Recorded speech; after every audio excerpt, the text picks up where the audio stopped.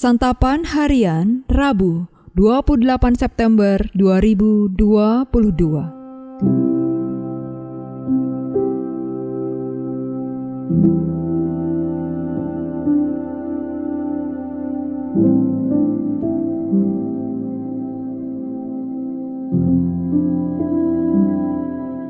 Inilah program Santapan Harian, sebuah program yang mengajak Anda menelusuri isi Alkitab, agar Anda menemukan makna firman Tuhan sesuai dengan konteksnya. Santapan Harian tertuju bagi Anda yang ingin memiliki kehidupan rohani yang segar, kuat, dan sigap.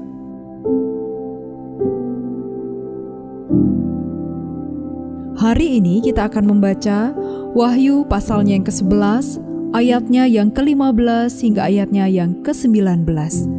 Namun sebelumnya, mari kita berdoa. Kami akan merenungkan firman-Mu ya Allah. Bimbinglah kami. Di dalam Kristus, Sang Putra yang agung, kami berdoa. Amin. Wahyu 11 ayat 15-19.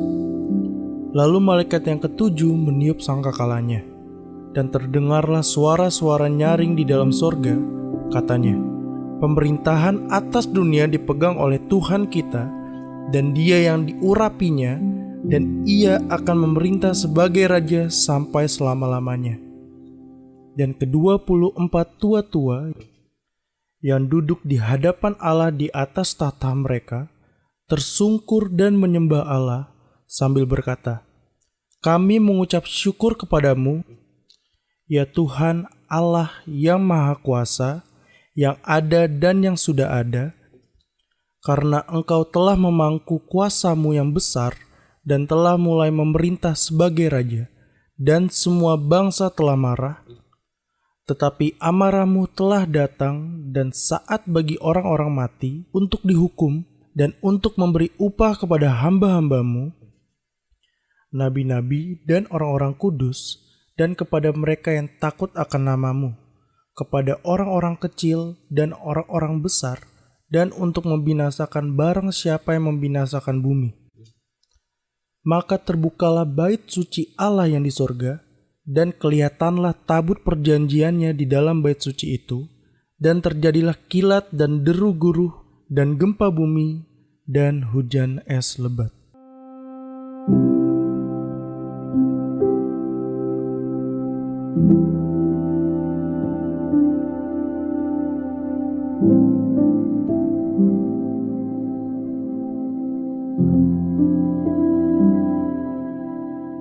Sahabat Santapan Harian, dunia penuh dengan kekerasan, penindasan, penganiayaan, dan ketidakadilan. Hal itu bertolak belakang dengan harapan manusia yang menghendaki keadaan yang baik, aman, tentram, dan damai. Dalam doa Bapa kami tertulis, datanglah kerajaan-Mu. Permohonan itu berisi harapan hadirnya pemerintahan Allah yang kekal dan adil. Penglihatan Yohanes dalam nas ini menjawab harapan gereja pada masa itu. Gereja mengalami penghambatan dan penganiayaan yang dilakukan oleh Kaisar Nero. Gereja juga menanti kedatangan Tuhan Yesus yang kedua kalinya. Ada berita kemenangan yang dikumandangkan di surga. Kerajaan-kerajaan dunia menjadi milik Allah, dan Kristus Yesus akan memerintah secara mutlak sebagai Raja yang berkuasa untuk selama-lamanya. Allah berkuasa atas dunia yang diciptakannya, dan manusia diberi tanggung jawab untuk memerintah di dunia. Pada saatnya, kekuasaan manusia akan berakhir ketika diambil oleh Allah yang berkuasa mutlak atas pemerintahan dunia. Yohanes mendorong gereja agar percaya bahwa Yesus Kristus yang diurapi menjadi Raja, memerintah dengan adil. Yesus adalah hakim yang adil, yang menghakimi orang-orang mati dan yang hidup sesuai perbuatan mereka di dunia.